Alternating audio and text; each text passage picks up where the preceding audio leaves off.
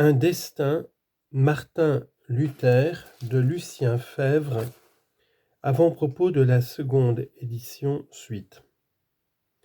Un nouveau Luther serait né alors, un Luther que, dit-on, nous ne saurions comprendre, nous Français, nous étrangers. Un Luther tel que nous devrions considérer comme périmé à peu près toute la littérature qui fut consacrée avant 1933 aux réformateurs. Un Luther en qui on nous prie de voir, non pas du tout une personnalité religieuse, mais essentiellement une personnalité politique, dont l'étude impartiale serait de nature à nous communiquer une compréhension nouvelle de la véritable nature du peuple allemand.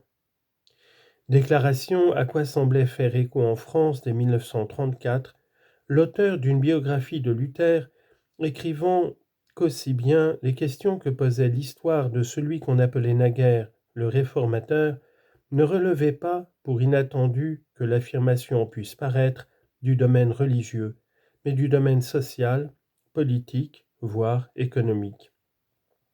Et il ajoutait dans le corps de son livre que la doctrine elle-même est ce qu'il y a de moins intéressant dans l'histoire de Luther et du luthéranisme, car ce qui fait du réformateur une puissante figure, c'est l'homme, la doctrine est enfantine. On lit en note Funk Brentano, Luther, Paris-Grasset 1934. Et encore, page 249 du même livre, citation, ce tohu-bohu, ce charivari de conceptions et de théories, à la fois néfastes, risibles, hideuses et contradictoires. Fin de citation et fin de note. Vieil enfant, pas plus en 1944 qu'en 1927, je n'ai de raison de penser pour ma part que la doctrine de Luther soit dénuée d'intérêt. Même pour une juste compréhension de la psychologie collective et des réactions collectives d'un peuple, le peuple allemand, et d'une époque, celle de Luther, que bien d'autres ont suivi, toutes teintées pareillement de luthéranisme. On m'excusera donc de rééditer ce petit livre sous la forme qui lui valut, entre autres, marque de considération, de figurer dans la petite liste d'écrits retenus par Scheel dans la seconde édition de ses précieux Dokumente zur Luthers Entwicklung. Sous la forme, à quelques corrections près, je l'ai dit, et à quelques additions.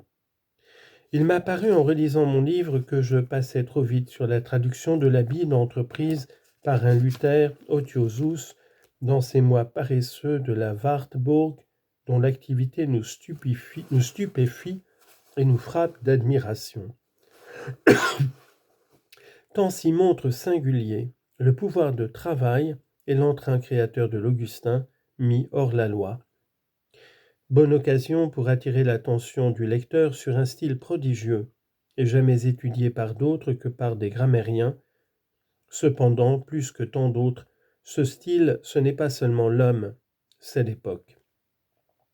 La trouble, la prodigieuse époque de Luther, si proche et si lointaine de la nôtre. Mais nous la croyons toujours uniquement proche, et nous ne comprenons pas plus à propos de l'Augustin d'Eisleben qu'à propos du Cordelier de Chinon, cet autre prodigieux créateur de style, que ces hommes, au vrai sens des mots, pensaient d'une autre façon que nous, et que sur ce point leur langue nous éclaire. On lit en note, voir ce que j'en dis dans le problème de l'incroyance au XVIe siècle, la religion de Rabelais, Paris 1943. Fin de note.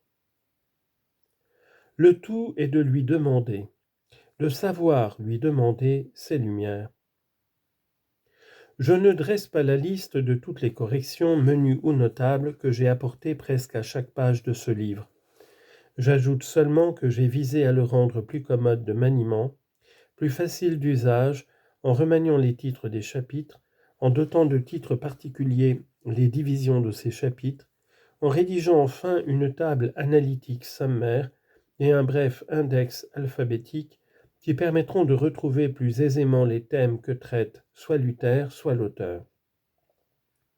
Et j'ai naturellement remis à jour la bibliographie.